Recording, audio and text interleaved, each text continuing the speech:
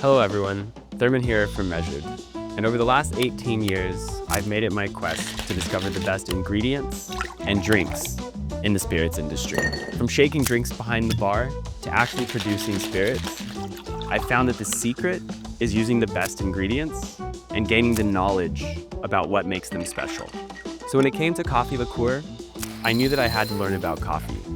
So of course, we teamed up with Grada's very own Clara Santiago, their head of coffee, to take us on the journey and teach you how we go from farm to bottle to cocktail.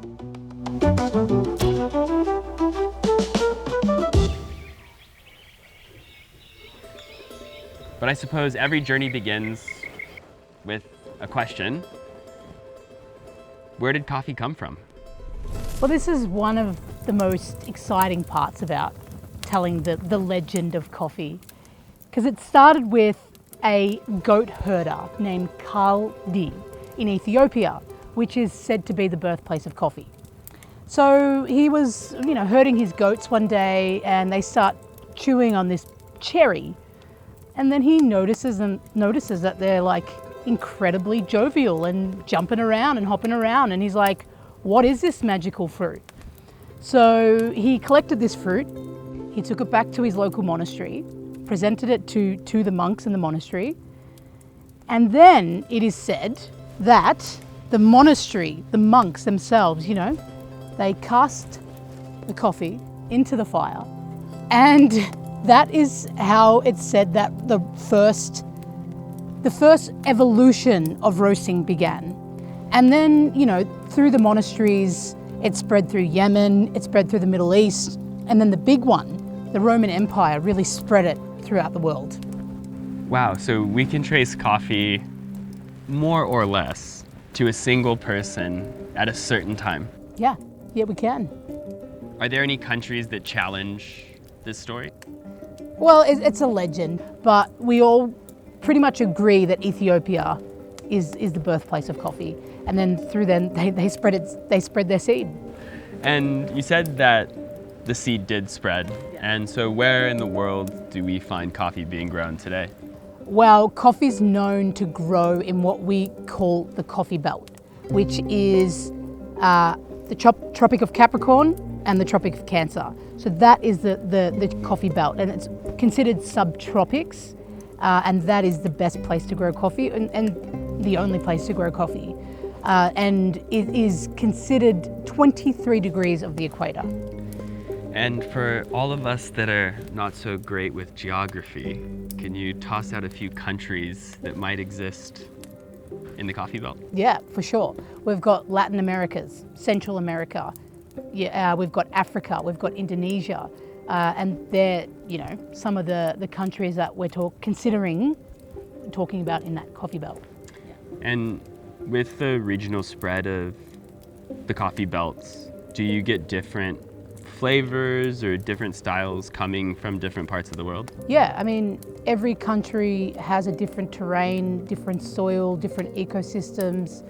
So you're gonna get, maybe you'll get a really floral coffee from Ethiopia, and then you go to Colombia and you're getting something super fruity and funky. And then you go to Brazil and you're stepping into the land of chocolates and nuts. So yeah, every country has a distinct flavor profile. Can you get coffee here in Australia?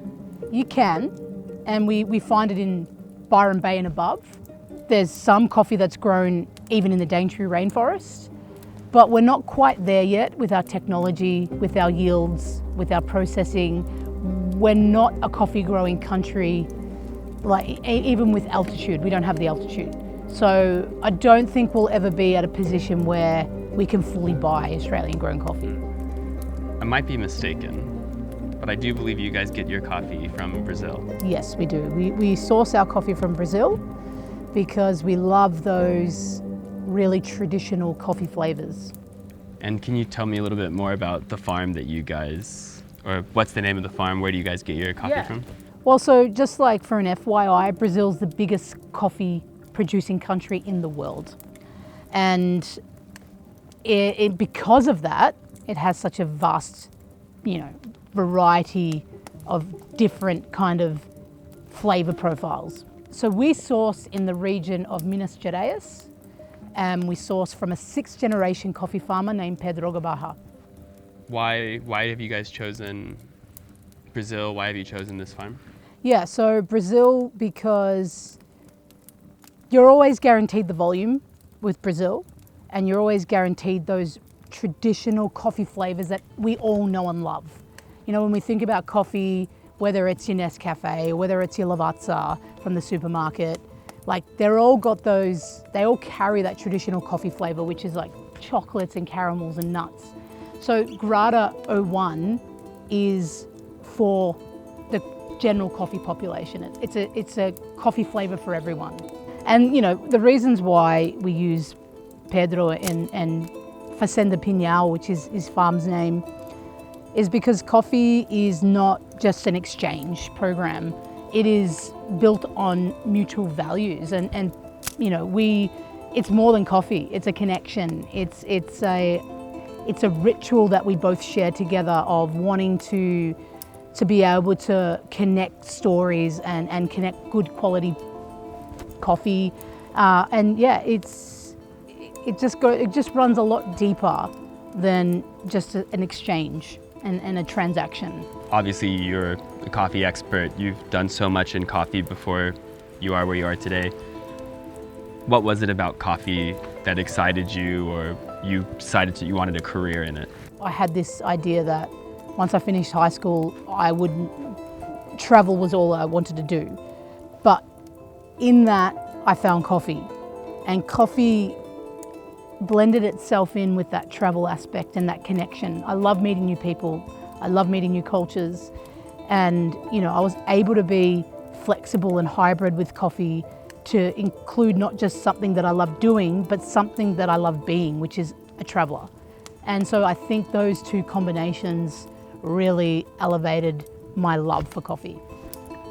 Yeah, I suppose, like, in a way, coffee is one of those ingredients or crops that it really does connect the world, not just from an economic standpoint, but, you know, it's something you can share with each other. Yeah, I mean, coffee's a ritual. It's what gets us up in the morning.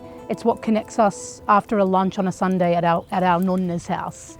You know, it's something that's been connecting people for centuries, and that connection is what I love most about it. Well, I'm excited to learn more. Yeah, let's get stuck into it. Sounds good.